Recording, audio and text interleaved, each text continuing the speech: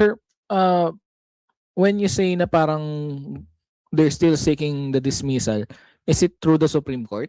Para bang ang gusto nila ma-forfeit yung ano? It's when you talk about impeachment proceeding, it's only the Senate has that exclusive power to try and decide. You cannot go anywhere else. There's no appellate court where you can actually review and ask to review the judgment of the impeachment court. It's only the Senate has that sole exclusive jurisdiction to try and decide impeachment proceedings. So, very clear po yan. Hindi po ako abogado, andito po si Kong Rene. She can correct me if I'm wrong, but our interpretation as layman, because this is all for the average-minded people, na ang Senado lang po ang may kapangyarihan at may eksklusibong kapangyarihan para titisin at mag-decide pagdating po sa mga impeachment complaints. Spock Zia is very correct, no, sa kanyang interpretation. Yung idadagdag ko na lang, and ito po yung nangyari sa Duterte versus House of Representatives, for example, ni-raise ni VP Sara Duterte yung question ng whether or not there was grave abuse of discretion doon sa mga certain acts, well, during that case, no, at the House of Representatives, and possible na kung may hindi po nagustuhan si VP Sara Duterte sa goings on ng trial proper, ay pwede pong i-act niya sa Korte Suprema para i-contest yung specific acts ng Senate if ever.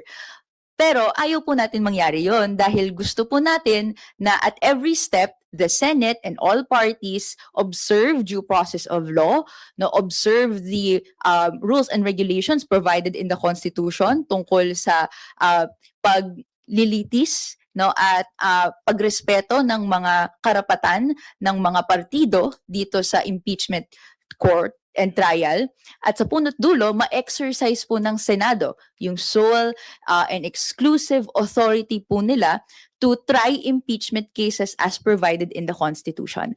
Yun naman po yung pinanghahawakan natin, kaya challenge po natin continuously, no, yung ating mga government agencies, institutions, including the Senate, na panghawakan yung authority nila provided in the Constitution. And of course, to follow all steps as provided in law so as to avoid that kind of Supreme Court challenge. For my last question po, kanina po yung sa pre-trial conference, parang merong mga nagsabi po na nagkaroon daw ng konting tension at sagutan between the prosecution and the defense. Si Attorney Michael Powa also sort of confirmed it, pero sinabi niya na hindi naman daw tension kundi parang disagreement on a particular matter. Has the prosecution team confirmed this to you, sir and ma'am?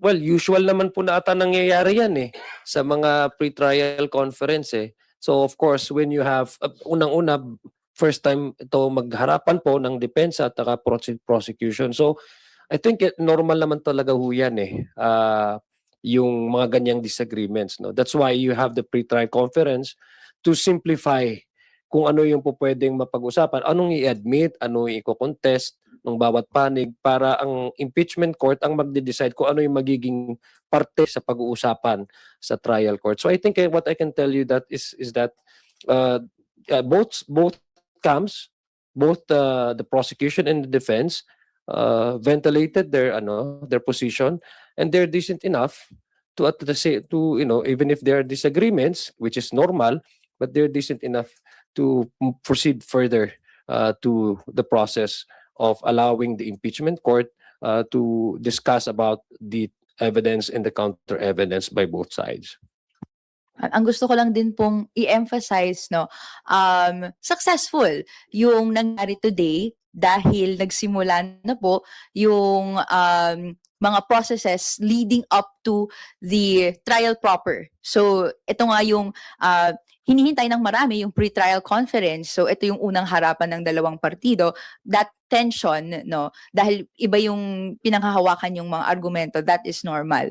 And moving forward, no, tutuloy-tuloy yung proseso ng pre-trial, no, hanggang it concludes, we go to the trial proper, and then tutuloy-tuloy na yan hanggang matapos yung proseso ayon sa prinsipyo ng due process and even yung nakalatag na rules and regulations in the Constitution. So yung ganyang tension, that's normal, but what we'd like to emphasize is today, we're happy to note and hear that nangyari po yung pre-trial conference. Ano po yung naging point of contention? Sorry, follow-up lang po. Ano po yung naging point of contention? Bakit nagkaroon ng discussion between the two parties? So I can't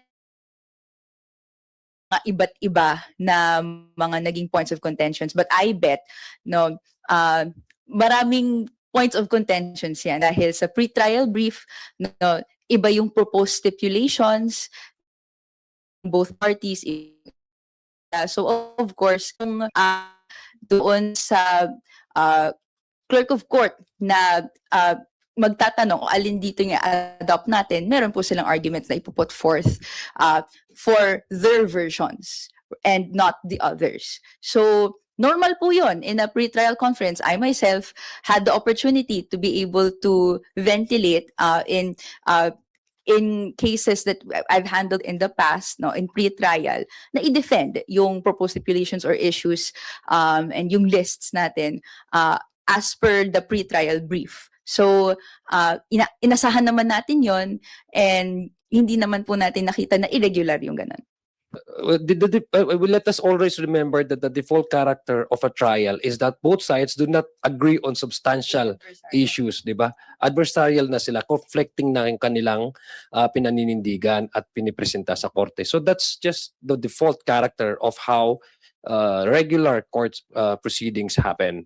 So what is important, sinabi nga ni Kong Rene, is what is important is that the House prosecution team was able to present to the court yung mga gusto nating i-present na base po doon sa mga ebidensya na meron tayo, at na we're confident that this evidence will be tackled and will be also be open to the public in the actual trial that will happen on July 6. Sana mangyari na. And secondly, what is important is gumugulong na po yung institutional accountability mechanism ng ating konstitusyon. Yun ang pinaka-importante at yun ang dapat na nating tutukan, at yun naman talaga yung gustong malaman ng ating taong bayan. Gumugulong na po yung accountability mechanism ng ating konstitusyon. Thank you, Gab. From Net 25, Eden Santos is now recognized.